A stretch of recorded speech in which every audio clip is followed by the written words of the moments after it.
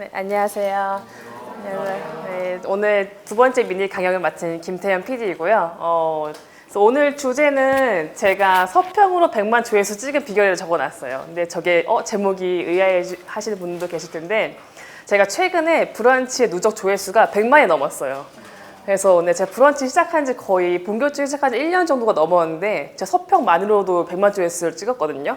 그래서 여러분도 서평을 좀 잘 쓰시다 보면은 이렇게 자신의 개인의 브랜딩을 넓힐 수 있는 기회가 좀 있으실 거라 생각을 해서 이렇게 제목을 지었고요. 오늘 서평을 잘 쓰는 방법에 대해서 말씀드리도록 하겠습니다. 일단 제 간단히 소개를 해드리자면 제가 이걸 준비하면서 내가 어떻게 글쓰기 활동을 했는지 생각을 해봤는데요. 저는 트렌드 매거진에서 일을 했고 정식 출판 에디터로서 1년 정도 일을 했고요. 그리고 코트라 베이징 무역관에서 중국 해외 시장 정보를 작성을 했고, 그리고 예전에 제가 광고 대행사에 다녔는데 거기서 삼성 멤버스로 갤럭시 쓰시는 분들은 다 있으실 거예요. 이 어플이. 거기서 갤럭시 관련된 콘텐츠를 만들어서 그때 약간 테크 에디터로서 일을 했습니다. 그래서 이때는 뭐 에디터로서도 일하고 카피라이터로서 일을 했고요. 그리고 제가 개인적으로 좀 서평을 잘 쓰고 싶은 욕심이 예전부터 좀 있었는데 서평단 혹시 해보신 분들 계세요? 없으신 것 같은데 저는 위즈덤하우스에서 서평단 1년 동안 했었어요. 그래서 그때 일기로 활동했었고 이때 좀 책을 많이 읽었던 것 같아요. 그래서 책을 읽고 또 납기를 하면서 서평을 써보면서 이때는 제가 취업 준비 중이었는데 좀 재밌었던 기억이 있고요. 그리고 제가 최근에 브런치 누적 조회수가 100만이 되었고 지금 구독자도 많이 늘어서 2,300명이 넘었고, 브런치를 하시다 보면은 여기 자기 카테고리를 자기가 설정할 수가 있는데 자기개발, 책 글쓰기 카테고리 있는데 제가 그 3개 카테고리 모두 추천자 걸 떴었어요. 그래서 이게 다 서평으로 다 이룬 결과라서 여러분들도 서평을 잘 쓰시다 보면은 이렇게 좋은 기회가 오실 거라고 좀 말씀을 드리고 싶습니다. 이 백지공포증 여러분 모두 앓고 계시지 않으신가요? 저도 되게 심해요, 이 백지공포증이. 서평을 저는 자주 쓰는 편인데도 이 백지공포증이 너무 심해서 이거 어떻게 하면 탈출할 수 있을까 최근에도 고민을 많이 하고 있고, 제가 좀 여러분들 꼭 들려드리고 싶은 부분도 있는데요. 먼저 2가지 제약을 말씀드리고 싶어요. 시간을 정하는 것과 분량을 정하는 거예요. 시간을 정하는 것은 일단 1시간 서평 룰이 있어요, 저한테. 보통 서평을 쓸 때 많이 스트레스 받는 게 이거 책 한 권을 어떻게 녹이지 이런 많은 고민하실 텐데, 그렇다 보면은 시간도 오래 걸리면 오래 걸린 대로 스트레스 받아요, 사람이. 어쩔 수 없이. 그렇다면 그럼 어떻게 하면 좋을까 해서 저는 나름대로 정한 게 1시간을 딱 정해 쓰는 거예요. 제가 여기에 제가 스탑워치를 자주 쓰는데요. 그래서 이렇게 1시간을 딱 설정해 놓고 쓰시다 보면은 더 잘 쓰시게 되고 또 스트레스를 많이 안 받게 되거든요. 그리고 1시간을 먼저 정한 다음에 그 다음에 내가 어떤 분량을 쓸 건지 어떤 내용을 가져올 건지 그 다음에 정하는 게 중요해요. 왜냐하면 시간이 한정되어 있으니까 분량도 한정되어 있겠죠. 그래서 글의 분량과 인용 챕터 분량 먼저 정하시면 됩니다. 그래서 이게 창의적 제약이라는 게 있어요. 그래서 구글 부사장 마리사 메이어가 말한 건데, 창의성은 제약을 사랑한다는 뜻이에요. 그러니까 어떤 제약적인 상황이 되었을 때 오히려 창의성이 더 발현된다는 이야기거든요. 그래서 여러분도 1시간이라는 제약과 분량이라는 제약을 먼저 정해서 거기서 자신의 서평이 좀 더 발현될 수 있게, 더 좋은 서평 될 수 있게 노력해 보시면 좋을 것 같습니다. 그리고 이게 약간 딜레마실 거예요. 길게 가끔, 조금씩 자주. 어떤 걸 좋아하세요? 길게 한 번에 빡 하고 좀 쉬다가 쓰는 거랑, 그리고 조금씩 깨작깨작 쓰는 거랑. 저는 예전에는 길게 가끔 쓰는 편이었어요. 근데 그러다 보니까 물론 결과물은 좋았지만 이게 너무 힘들더라고요. 왜냐면 길게 쓰다 보면은 준비 시간도 길어지고 시간도 길어지고 스트레스도 받고 하니까 너무 힘든 거예요. 그래서 어떻게 하면 내가 좀 서평을 좀 마음 편하게 쓸 수 있을까, 좀 자주 쓸 수 있을까 고민을 해봤는데, 그래서 제가 생각해놓은 게 조금씩 자주 쓰는 거예요. 혹시 양질 전화의 법칙이라는 거 들어보신 분들도 계실 텐데, 양질 전화의 법칙이라는 게 창이란 양에서 나온다는 뜻이에요. 제가 최근에 읽고 있는 강원국의 글쓰기에서 발췌한 내용인데요. 어느 정도의 양이 꾸준히 증가하다 보면은 이게 질로 변한다는 뜻인데, 퀀티티 없이는 퀄리티가 없다고 하는 말이 있잖아요. 저는 공감을 많이 하는 편이어서 제가 조금씩 자주 쓰다 보니까 어느 정도 중요한 글을 쓸 때 또 쉽게 접근할 수 있게 됐고 스트레스 덜 받게 되더라고요. 이게 운동선수를 보시면 쉬우실 거예요. 운동선수가 올림픽에 출전하잖아요. 근데 그때는 엄청나게 한 번에 팍 운동하잖아요. 그 경기 당일날. 근데 운동선수가 매일매일 운동을 하잖아요. 그렇게 생각하시면 돼요. 운동선수가 하루에 막 엄청 심하게 운동할 수 없잖아요. 근데 하루 그 중요한 날을 위해서 꾸준히 연습하는 것처럼 여러분의 서평도 이렇게 쓰시면 좀 마음 편하시게 쓰실 수 있지 않을까 싶습니다. 네, 글쓰기에 꼭 필요한 사람. 저는 이걸 꼭 말씀드리고 싶어요. 글을 쓸 때 글을 쓰는 자신 외에도 다른 분이 필요하세요. 여러분의 글을 무조건 칭찬해 줄 수 있는 사람이 꼭 필요합니다. 저 같은 경우에는 제 친한 PD들 중에 유PD님, 황PD님 되게 친해서 제가 뭐 영화 탐험들을 꾸렸어요. 이렇게 그냥 마음대로. 그래서 제가 저희 그 그룹 안에는 제가 글을 쓰거나 저희가 글을 쓰거나 뭐 만들게 하면은 무조건 보내요. 그럼 그 PD님들이 엄청 칭찬해줘요. 패태 PD님 글 너무 잘 쓴다고. 너무 좋다고 서평. 태 PD님 글 최고라고. 근데 그런 칭찬이 저 너무 도움이 많이 되거든요. 그래서 여러분들도 여러분의 글을 칭찬해 주실 법한 뭐 여기 계시는 분들이 나중에 만나서도 꾸려도 좋고 자기 친구나 지인이나 뭐 남자친구, 여자친구, 부인, 남편 되신 분들한테 꼭 한 번씩은 자기 글 보내봤으면 좋겠어요. 근데 그분이 무조건 좋다고 하시거든요. 그럼 그 칭찬을 받고 먹으면서 계속 자기가 성장이 되거든요. 강원구 작가님도 실제로 부인분, 아내분이 글을 쓰시는 분이세요. 근데 아내분이 자기가 봤을 때 60점밖에 안 되는데 아내분 항상 자기 너무 글 잘 쓴다고 남편 너무 글 잘 쓴다고 항상 80점 이상으로 칭찬해 주신대요. 그래서 그분이 그 얘기를 몇십 년 동안 들으니까 이제 진짜 아내가 날 정말 좋아하고 사랑하는구나. 그래서 그 힘으로 아직도 글을 쓰신다고 하세요. 그래서 여기서 제가 발췌한 부분을 좀 읽어드리자면은 허심탄회한 피드백도 좋지만 기왕이면 내게 호의적인 사람에게 보여주는 게 낫다. 가족, 친구, 회사, 동료 등 누구든 좋다. 내가 팥으로 매주를 쓴다 해도, 여기 중요합니다. 팥으로 매주를 쓴다 해도 나를 믿고 지지해주는 그 한 사람이 필요하다. 그래서 여러분에게도 꼭 이런 한 분이 계셨으면 좋겠습니다. 저도 도움 많이 받고 있기 때문에 꼭 글을 쓰셔서 혼자 보시는 것보다 나누는 게 좋잖아요. 그래서 많이 나누시면 좋을 것 같고요. 그리고 손으로 먼저 쓰기. 여기 노트 많이 갖고 계신 것 같은데요. 이게 제가 실제로 쓰는 노트고요. 이렇게 먼저 아이디어를 적고 저는 글을 쓰거든요. 여기서는 중요한 게 서평 개요와 서평 골조를 먼저 잡는 게 중요해요. 골조를 먼저 잡다 보면은 자신의 생각을 정리를 할 수가 있고 골조에 따라서 글을 쓰기 굉장히 쉽거든요. 근데 이게 손으로 먼저 쓰시는 분이랑 바로 키보드 가실 분이랑 시간 차이가 엄청나요. 어떻게 보면은 자기가 똑같은 걸 2번 쓰니까 오히려 더 시간이 오래 걸리는 게 아닐까라고 생각이 드실 수 있는데 이게 어떻게 보면 앞에 말씀드린 제약과 비슷한 부분이거든요. 자기한테 골조와 그 내용 구조를 먼저 짜보면 제약을 주잖아요. 그 바탕으로 바로 글 쓰는 거예요. 그럼 오히려 더 빨리 써요. 이거 제가 정말 개런티 할 수 있는 부분이고 꼭 해보셨으면 좋겠어요.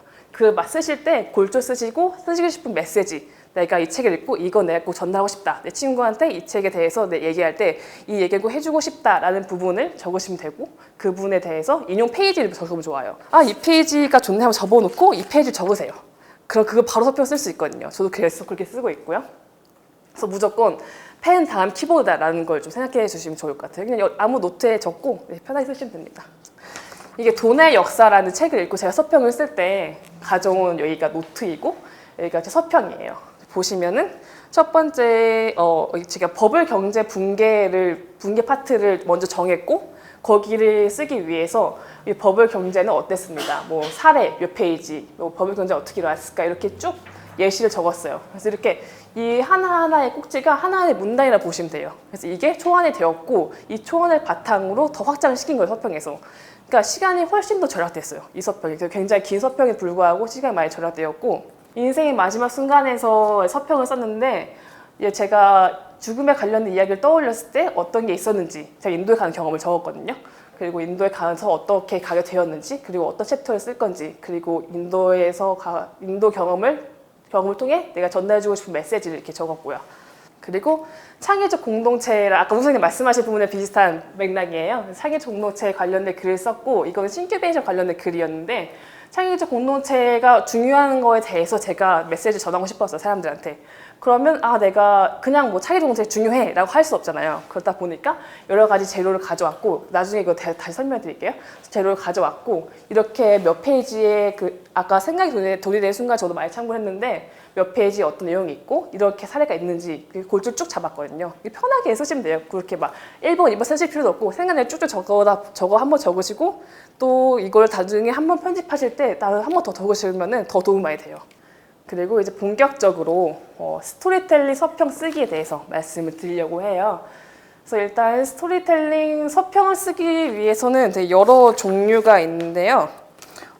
보통 스토리텔링 서평 쓰기를 추천해드리는 이유는 어떤 메시지를 전달할 때 스토리가 있으면 확실히 더 몰입이 많이 되고 전달하기가 쉽고 사람들이 공감을 많이 하거든요. 그래서 스토리텔링 서평을 쓰기를 저희가 추천을 드리고요. 3가지 단계를 제가 준비해 왔어요. 그래서 첫 번째 단계는 전달하고 싶은 메시지를 먼저 정하는 거예요.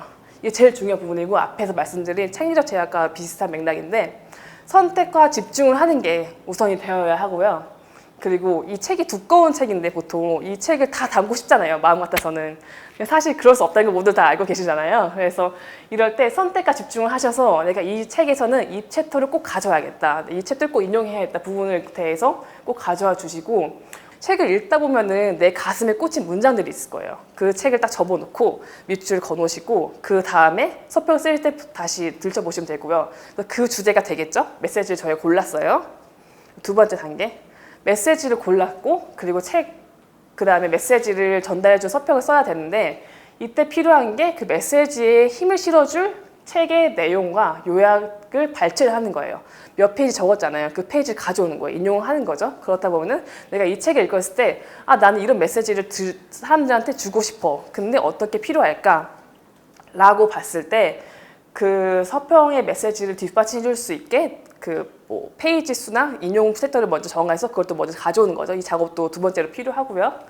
이제 본격적인 글쓰기 시작하는 부분이에요. 이게 제가 가장 많이 오늘의 약간 핵심이라고도 볼 수 있고 제가 가장 많이 쓰는 3가지 방법을 가져왔어요. 모두가 한 번씩 다 써보셨으면 좋겠고 서평을 쓰실 때 이 3가지 방법으로만 글을 써도 괜찮은 서평이 탄생하실 거예요. 첫 번째로는 책 속에 예시랑 사례를 가져오는 거예요. 예시 같은 경우에는 가장 쉽게 가져올 수 있겠죠. 아무래도 책을 읽었으니까 자기가 다른 데서 발췌할 필요도 없고 책을 이미 읽었고 이 책에서 가장 내가 중요하게 생각하는 예시가 있을 텐데 그 예시를 가져오는 방법이고요. 두 번째는 이게 서평을 조금 쓰신 분들이 많이 쓰시는 방법이에요. 자기 경험을 녹이는 거예요, 서평에. 이게 책을 읽다가 꽂히는 부분이 있는데 이 꽂히는 부분이 대부분이 자기가 경험이 있거나 아니면 자기 생각과 비슷한 경우가 있을 때 많이 꽂히거든요. 그럴 때 자기 경험을 녹이는 거예요. 그리고 세 번째는 편집 파트인데 편집에서 썼는데 이게 그냥 글 편집하는 거 외에도 책과 관련된 다른 책을 가져오시거나 책과 관련된 영화를 보시거나 책과 관련된 다큐멘터리, 드라마, TV, 뉴스, 인터뷰 등을 다 가져오는 거예요. 여기서는 전 제약을 하나 두지 않아요. 여기서는 정말 여러분의 일상에서 일어나는 모든 풍경이 다 소스가 될 수 있고 그리고 이게 굉장히 중요한 게 다른 소스를 가져온다는 능력 자체가 새로운 걸 창조한다는 이야기거든요. 이렇게 썼을 때 책은 또 다른 책으로 탄생을 하거든요. 굉장히 신선함도 있고 이렇게 제작을 했을 때 훨씬 더 사람들이 몰입감이 훨씬 좋아요. 왜냐하면 이렇게 책같이 않은데 얼굴 보면 책이 연결되니까 이 약간 희열도 있거든요. 내가 공통점 찾았을 때. 이 서평 같은 경우에는 제가 3가지를 가져왔어요. 첫 번째는 내셔널 지오그래픽 다큐멘터리를 제가 봤고요. 두 번째는 인간 증발이라는 책을 봤어요. 그리고 세 번째는 인간 증발 안에 나와 있는 야반도주 사무소라는 드라마 그리고 국화 칼이라는 책인데 인간 증발 책 같은 경우에는 프랑스 저널리스트가 쓴 책이에요. 그래서 프랑스 저널리스트가 일본의 증발하는 현상을 좀 빗대어서 조사를 하고서 포토그래퍼 부부가 같이 쓴 건데 이 책을 읽고 다시 썼고요. 그리고 국화 칼도 예전에 나온 책인데 일본 사회와 일본 사람들이 어떤 특성을 갖고 있는지에 대해서 서양인의 입장으로서 관찰한 책인데 이 책 되게 좋은 책이고 한번 읽어보시면 좋을 것 같고 그래서 이 3가지 소스를 결합해서 쓴 서평이 이 서평이에요.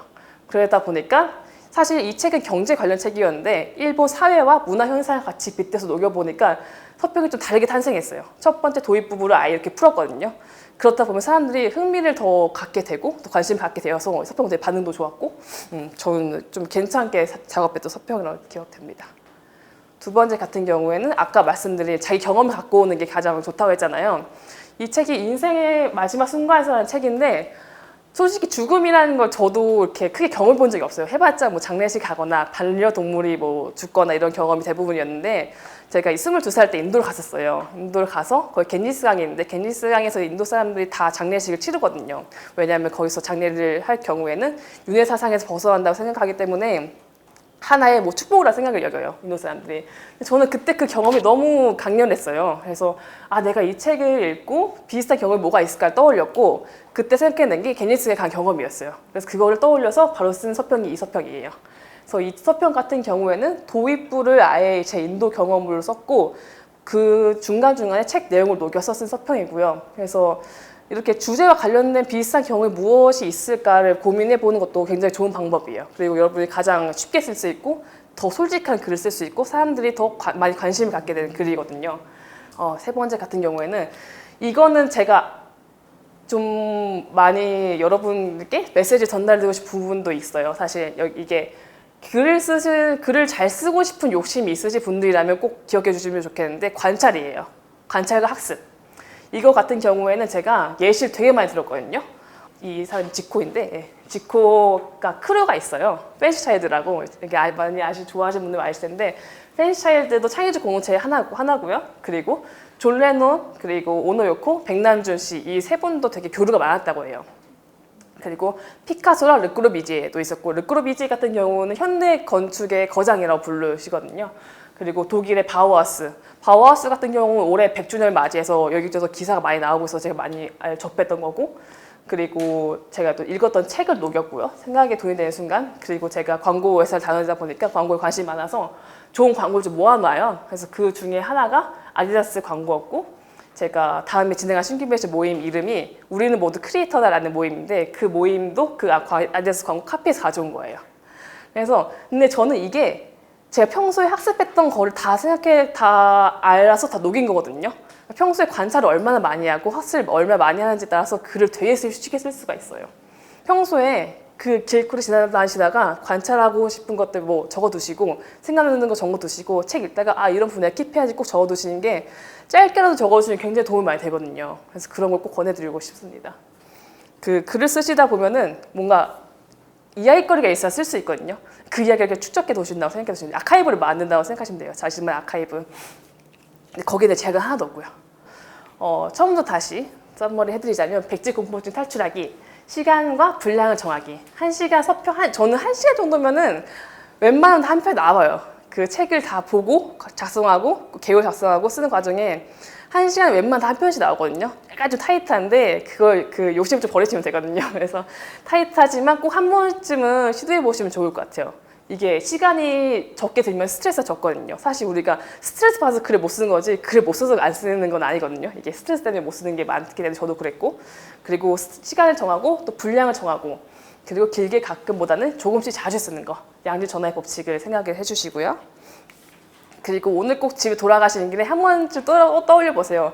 내가 글을 쓰고서 이거를 전해줄 수 있는 사람이 누가 있을까? 내 글을 정말 전적으로 지지해줄 분이 누가 있을까? 꼭 떠올려 보시면 좋겠습니다.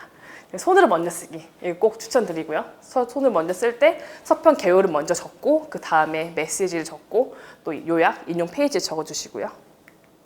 세 번째 스토리텔링 서평 쓰기의 3가지 단계는 전달하고 싶은 메시지를 정하고 그리고 메시지 전달을 위한 책 요약, 발췌 그리고 세 번째는 사례, 자기 경험 편집이 있습니다. 편집 같은 경우에는 영화, 다큐, 뉴스, 사람들과 이야기, 자기 생각 다 가능하겠죠?